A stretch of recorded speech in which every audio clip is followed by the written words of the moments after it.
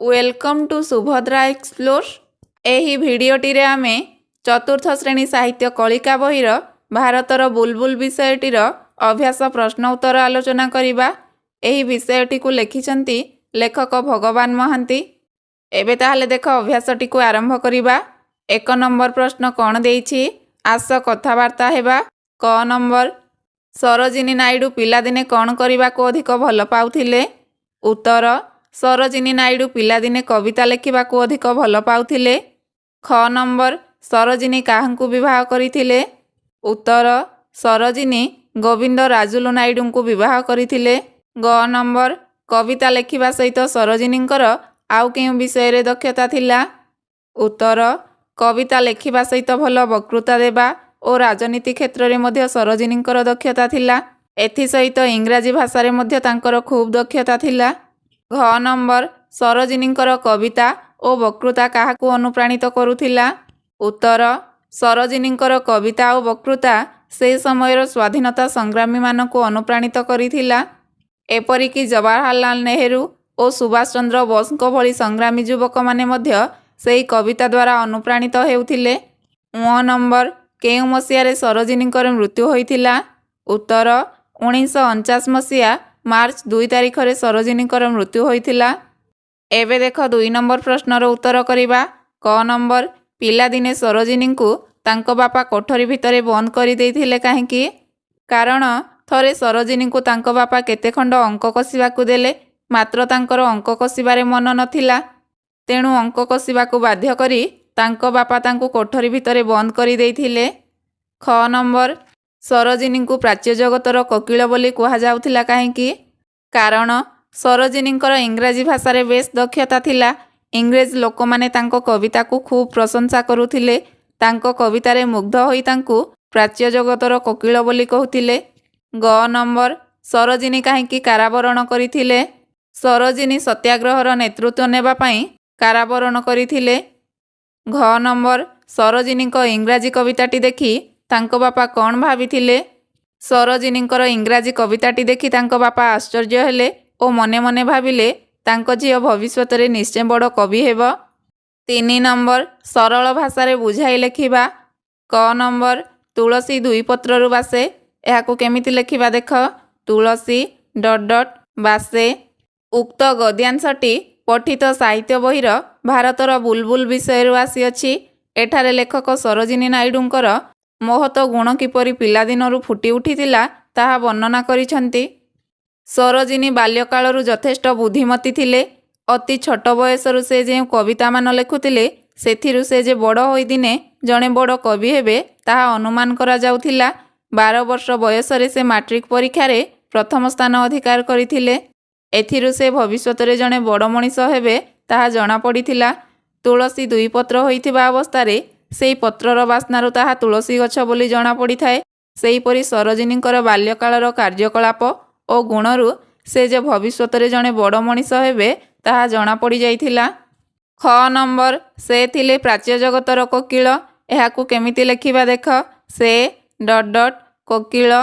उक्त गद्यांशटी भगवान महांतीक लिखित भारतर बुलबुल विषयरु आसी अछि।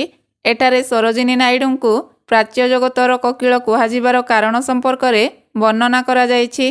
कोकिलर मनमुग्धकर सुमधुर स्वर प्रत्येकंकु आकर्षित करिथाए। सरोजिनी पाठ पढुतिला बेले बहुत कविता लेखि बेस ना करिथिले। तांकर इंग्राजी भाषा रे बेस दक्षता थिला। इंग्रेज लोकमाने मध्य तांको कविता को प्रशंसा करुथिले। सरोजिनींक कविता गुड़िक कोकिलर कुहुतान भली मधुर थिला।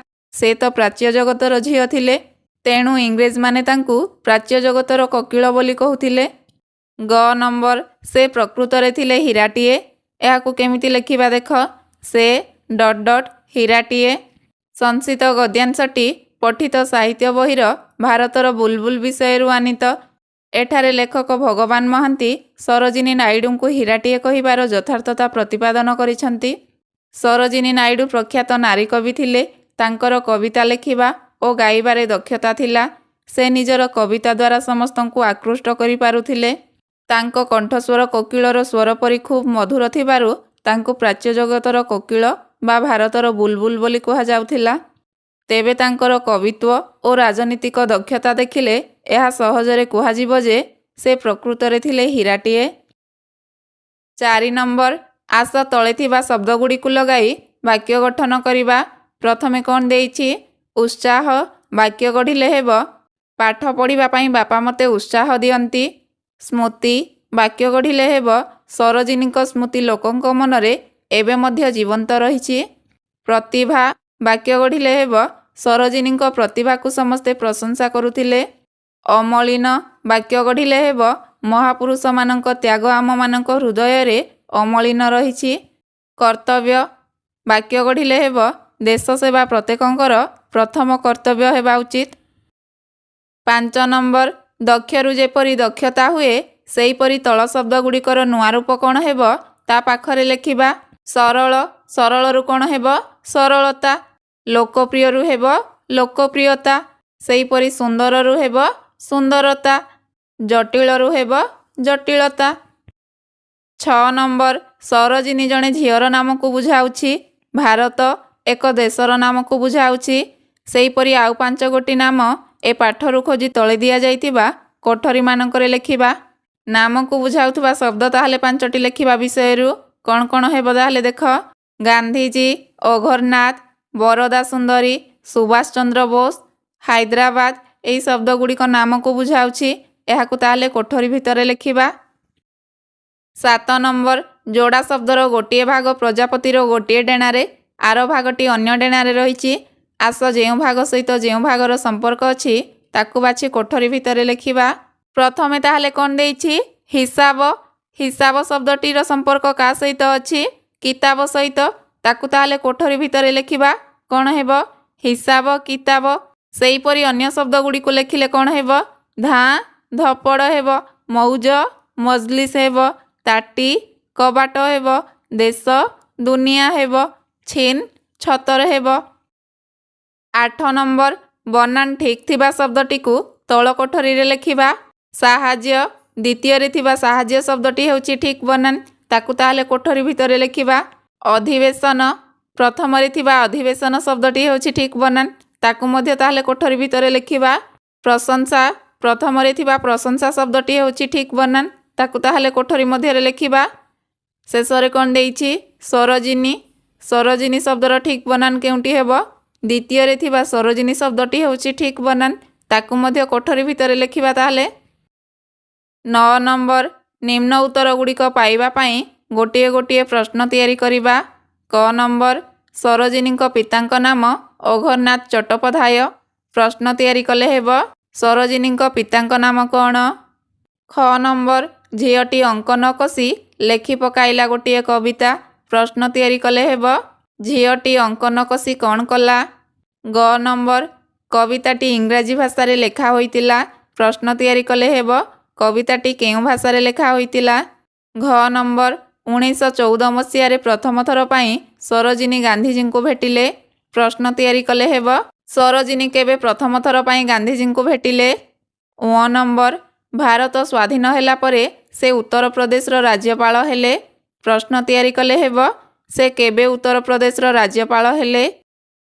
10 ନମ୍ବର, ଗଲେକୁ ଯେପରି ଗମନ କଲେ ବୋଲି ଲେଖାଯାଇପାରୁଛି ସେହିପରି ନିମ୍ନରେ ଥିବା ଶବ୍ଦଗୁଡ଼ିକୁ ଲେଖିବା। ସେହିପରି ଦେଖିଲେକୁ କ'ଣ ଲେଖାଯାଇପାରିବ? ଦର୍ଶନ କଲେ। ଶୋଇଲେକୁ କ'ଣ ଲେଖାଯିବ? ଶୟନ କଲେ। ଶୁଣିଲେକୁ କ'ଣ ଲେଖାଯାଇପାରିବ? ଶ୍ରବଣ କଲେ। କାଟିଲେକୁ କ'ଣ ଲେଖାଯାଇପାରିବ? କର୍ତ୍ତନ କଲେ। 11 ନମ୍ବର, ମୁଁ ଗଲି, ତୁମେ ଗଲ, ସେ ଗଲା। ସେହିପରି କ'ଣ ହେବ ଲେଖିବା? ମୁଁ ଖାଇଲି, ତୁମେ ଖାଇଲ, ସେ ଖାଇଲା ହେବ। ସେହିପରି ମୁଁ ବସିଲି, ତୁମେ ବସିଲ, ସେ ବସିଲା ହେବ। ମୁଁ ଲେଖିଲି, ତୁମେ ଲେଖିଲ, ସେ ଲେଖିଲା ହେବ।